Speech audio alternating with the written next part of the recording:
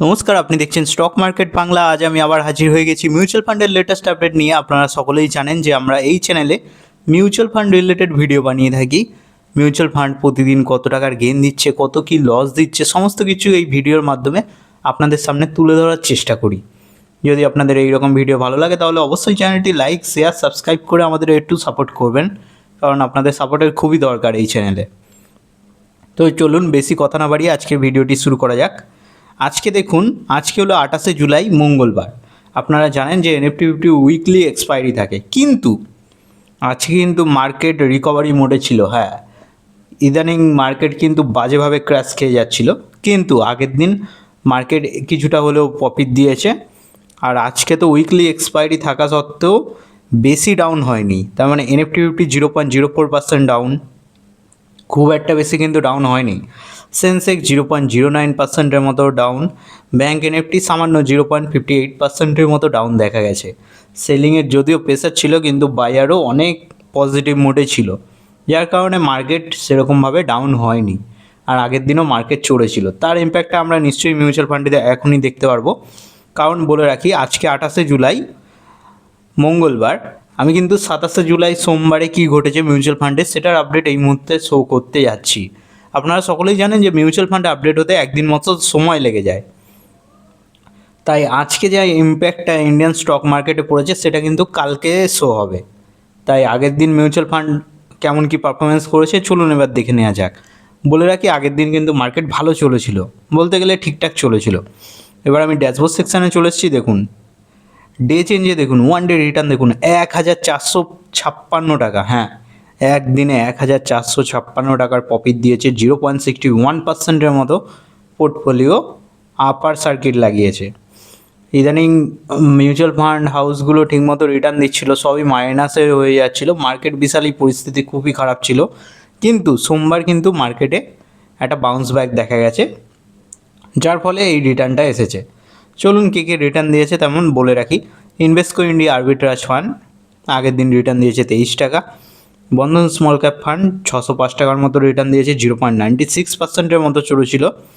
White Oak Capital Mid Cap Fund 1.27%-এর মতো return generate করে দিয়েছে, 442 টাকা। এডেলওয়াইস মিড ক্যাপ ফান্ড 1.17%-এর মতো রিটার্ন জেনারেট করে দিয়েছে, 121 টাকা মতো। এসবিআই ব্যাঙ্কিং ফাইন্যান্সিয়াল সার্ভিস ফান্ডে 0.79%-এর মতো দেখুন 81 টাকার প্রফিট দিয়েছে। ইনভেস্টকো ইন্ডিয়া স্মল ক্যাপ ফান্ডে 1.47%-এর মতো 146 টাকার প্রফিট দিয়েছে। এডেলওয়াইস ইউএস টেকনোলজি কালকে মুনাফা বসুলি হয়েছে, 0.62%-এর মতো নেগেটিভ ইম্প্যাক্ট ছড়িয়েছে, যদিও 21 টাকা মাইনাস হয়ে গেছে। Nipon India growth mid Cap fund, Nipon India growth mid cap ফান্ডে দেখুন 1.12%-এর মতো রিটার্ন জেনারেট করে দিয়েছে। আগের দিন 16 টাকা 98 পয়সার প্রফিট এসেছে। অন্যদিকে নিপন ইন্ডিয়া স্মল ক্যাপ ফান্ডও 0.93%-এর মতো চড়েছে, 13 টাকার মতো প্রফিট দিয়েছে। এইচডিএফসি ফ্লেক্সি ক্যাপ দেখুন 1.09%-এর মতো রিটার্ন দিয়েছে, 11 টাকার মতো প্রফিট দিয়েছে। পারাক পারিকও 6 টাকার মতো প্রফিট দিয়েছে। এডেলওয়াইস গোল্ড অ্যান্ড সিলভার সবার থেকে অবাক করা বিষয়, গোল্ড অ্যান্ড সিলভার আগের দিন চড়েছে, হ্যাঁ 1%-এর মতো, 6 টাকা 82 পয়সার মতো প্রফিট দিয়েছে। ডিএসপি মাল্টি অ্যাসেট অ্যালোকেশন ফান্ডও 0.61%-এর মতো প্রফিট দিয়েছে।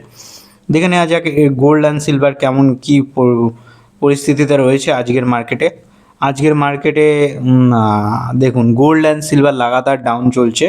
আগের দিন যদিও কিছুটা হলে আপার সার্কিট দিয়েছিল, কিন্তু আজকে আবার মুনাফা বসুলি হয়েছে, ডাউন ট্রেন্ডে রয়েছে। গোল্ড অ্যান্ড সিলভার বাজেভাবে ক্র্যাশ করছে, যেমন উঠেছিল এই বছরে, কিন্তু সেরকমই বাজেভাবে ক্র্যাশ করছে। যাই হোক, এই তো ছিল আগের দিনের ডে রিটার্ন। তার মানে প্রতিটা মিউচুয়াল ফান্ডই পারফরমেন্স করেছে, শুধুমাত্র এডেলওয়াইস ইউএস টেকনোলজি ফান্ড সব থেকে খারাপ পারফরমেন্স করেছে, 0.62%-এর মতো নেগেটিভ ইম্প্যাক্ট ছড়িয়েছে। এর মেন কারণ আপনাদের বলে রাখি, ইউএস মার্কেট বা বাইরে মার্কেটের যেগুলো সেমিকন্ডাক্টর স্টক আছে সেগুলো কিন্তু বাজেভাবে মুনাফা বসুলি হচ্ছে, সেলিংয়ের প্রেসার দেখা যাচ্ছে, যার ফলে সেগুলো বাজেভাবে ক্র্যাশ করছে।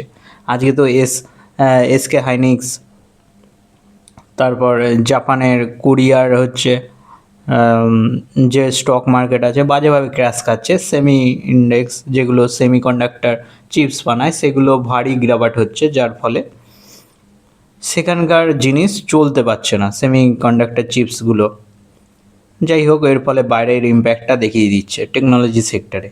কিন্তু আমাদের ইন্ডিয়ান স্টক মার্কেটের এই দিক থেকে ভালো যে আমাদের কাছে কিছুই নেই বলতে গেলে, সাধারণত এআই বা সেমিকন্ডাক্টর চিপস এরকম কোনো স্টক নেই, যার ফলে দেখা যাচ্ছে যে ওখানে যখন মুনাফা বসুলি হচ্ছে বা সেলিংয়ের প্রেসার দেখা যাচ্ছে, ডাউন হচ্ছে মার্কেট, তখন দেখছি ইন্ডিয়ান স্টক মার্কেট স্বাভাবিকভাবে আপার সার্কিট লাগাচ্ছে। হ্যাঁ, এটাই হচ্ছে। কিন্তু ওখানকার সেমিকন্ডাক্টর চিপস যখন স্টকগুলো যখন আপার সার্কিট লাগাচ্ছে, আমাদের ইন্ডিয়ান আইটি স্টক বাজেভাবে ডাউন হয়ে যাচ্ছে। বলতে গেলে আজকে আইটি ইন্ডেক্স তো 3%-এর উপরে ছিল, সেসব কথা পরে হবে এক সময়। তবে ডে চেঞ্জে আপনারা দেখতেই পেলেন সমস্ত কিছু। এবার আমি দেখিয়ে দিই যে কত কি ইনভেস্টমেন্ট আছে, সেটাও দেখিয়ে দিই একবার। আপনারা সকলেই জানেন ইনভেস্ট করে ইন্ডিয়া আরবিট্রাজ ফান্ডে আমরা রিসেন্টলি ইনভেস্টমেন্ট করেছি। তারপর হোয়াইটকেও রিসেন্টলি ইনভেস্টমেন্ট করেছি, এডেলওয়াইসেও রিসেন্টলি বলতে গেলে এসবিআই ব্যাঙ্কিং এগুলো রিসেন্টলি ইনভেস্টমেন্ট করা আছে। বন্ধনটা পুরনো আছে, 55,678 মতো ইনভেস্টেড ছিল, যার কারেন্ট ভ্যালু 63,383 হয়ে রয়েছে।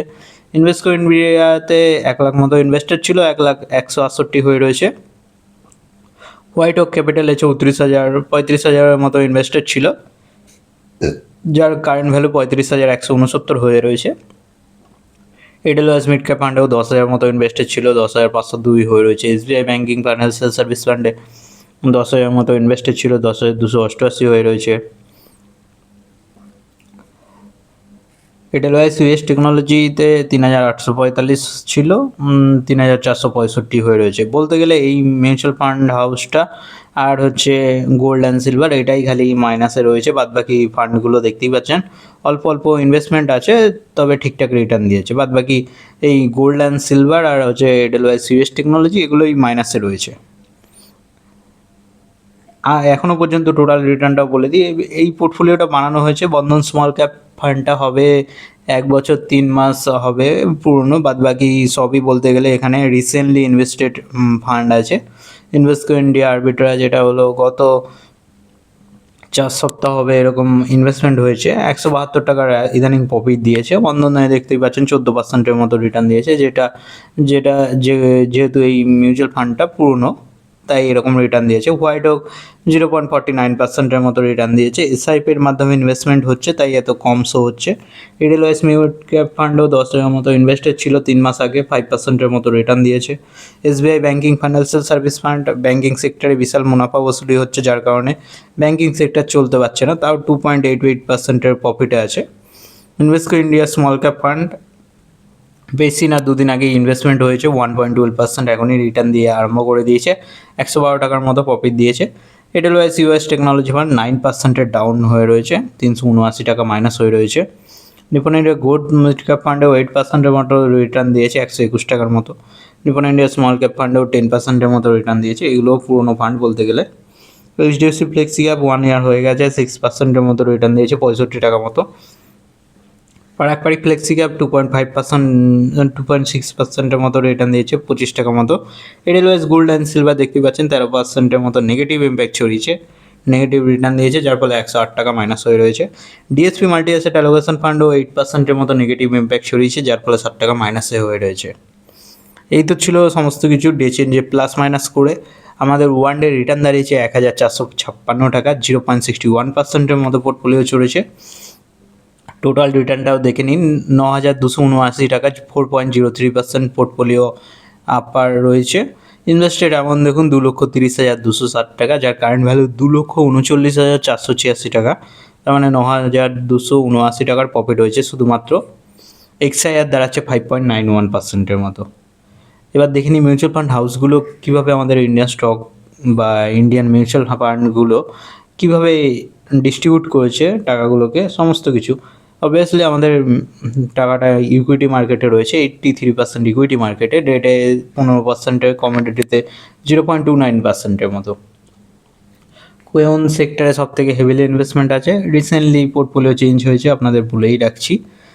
স্মল ক্যাপে তাই 51%-এর মতো ইনভেস্টমেন্ট আছে, মিড ক্যাপে 33%-এর, লার্জ ক্যাপে 15%-এর। ফাইন্যান্সিয়াল অবভিয়াসলি আপনারা সকলেই জানেন ফাইন্যান্সিয়াল সেক্টরেই সব থেকে হেভিলি ইনভেস্টমেন্ট আছে, 30%-এর মতো।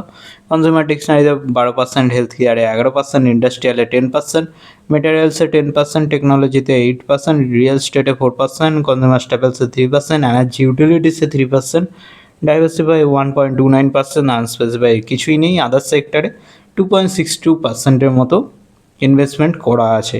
এরকম ডেলি মিউচুয়াল ফান্ডের ভিডিও দেখার জন্য অবশ্যই লাইক দিয়ে চ্যানেলটি সাবস্ক্রাইব করে নিন এরকম ডেলি আপডেট পাওয়ার জন্য। দেখা হচ্ছে পরের ভিডিওতে। ধন্যবাদ।